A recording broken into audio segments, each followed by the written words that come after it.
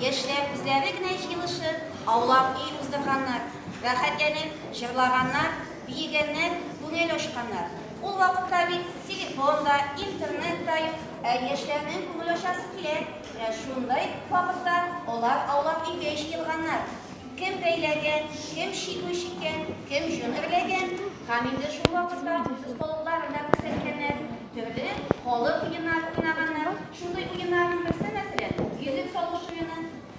Olup barışı her kimge yüzük bileşip çıkar. Lekin o bakın her kimgelege, kimgeler kimge yüzüklege, o yügürüp çıkarga diyor ki koşusu onu elektrik olurga diyor. Eğer de elektrik olurken ona ceza verilir. Bu olur, ne koyayım mı? Kuşlarımızı ezberleyip her yüzük salarız.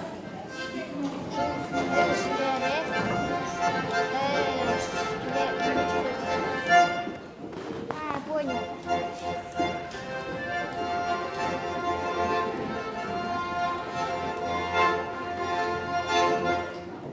Yüzük kimde yürümüşüm? İmi, simaca zahirinde nesneşe temsilini bulamaz. Şimdi ismi şıkkı.